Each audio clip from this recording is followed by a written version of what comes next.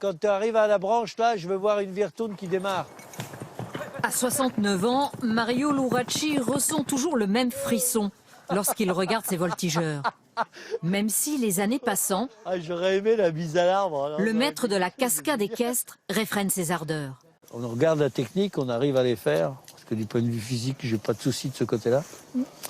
Mais on perd un peu de l'élégance, donc il faut mieux laisser la place au jeu. Mario Luracci, c'est un demi-siècle de voltige au service du cinéma. Un demi-siècle de dressage des talons pour en faire des chevaux de guerre. Des chevaux que ni les explosions ni le feu n'effraient sur les plateaux de tournage. C'est la fille de D'Artagnan. Ça, c'est à Chicago avec les Visiteurs 3. Napoléon, avec Clavier.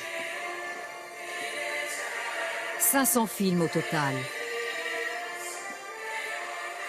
Sa carrière débute au début des années 60 par une histoire de plumes.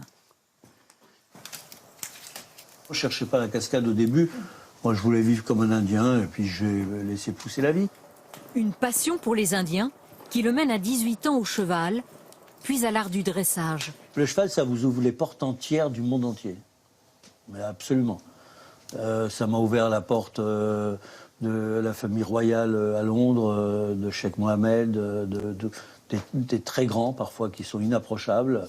Ben, grâce au cheval, vous pouvez les approcher parce que le cheval, c'est quelque chose de magique.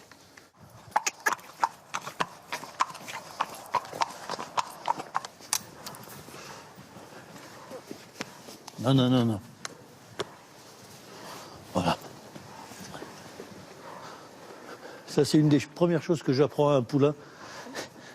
C'est de faire la révérence parce que, surtout quand ils ont de la grande taille comme ça. Ce poulain, c'est Felicio. Cet Andalou âgé de 4 ans a rejoint la ferme équestre près de Beauvais. Transformer le jeune étalon en un cheval de cinéma prendra quelques années. Entre ces deux-là s'établit un code particulier, des bruits de bouche à la place des mots. Par exemple, si je lui apprends... Voilà, ça c'est le reculer.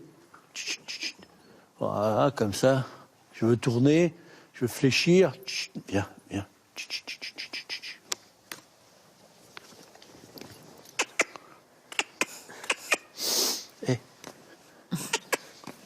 Résiste un peu. C'est normal. Des fois, ça se bagarre, hein, il n'est pas d'accord. Hein. Il ne faut pas croire hein, que tout se passe pas en l'embrassant sur la bouche gentiment. Hein. Donc il faut de temps en temps avoir des conflits. Mario Luracci ne met pas longtemps à jauger le potentiel de ses poulains. Ce sera un cheval cascadeur, ça, c'est un cheval qui va tomber. Et à quoi vous le voyez? À sa légèreté, d'abord, à sa détermination, et il est froid. Qu'est-ce que ça veut dire, froid? Froid, ça veut dire que dans sa tête, quoi que je fasse, quoi que je dise, il reste calme. Dès 8 heures, les palefreniers sont aux petits soins pour la cavalerie. Une soixantaine de chevaux.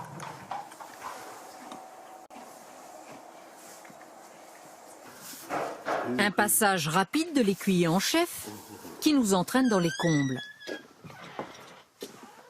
Voilà, là on arrive dans un des univers que je préfère.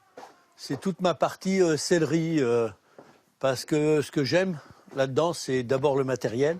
Ça, c'est la selle de Napoléon qu'avait Clavier sur le film. Là, c'est la selle voilà, de Monsieur Dujardin et de Monsieur Terence Hill, dans Lucky Luke.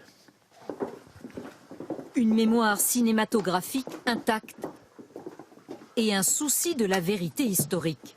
Mario Luracci est un visiteur assidu du musée de l'armée. Je vais au musée, ouais, absolument. Je discute avec le conservateur du musée. Je me fais ouvrir souvent les vitrines, surtout sur le musée parce que j'ai fait Napoléon de Clavier. Je suis allé au musée des Invalides et j'ai regardé en long, en large et en travers, dans le détail.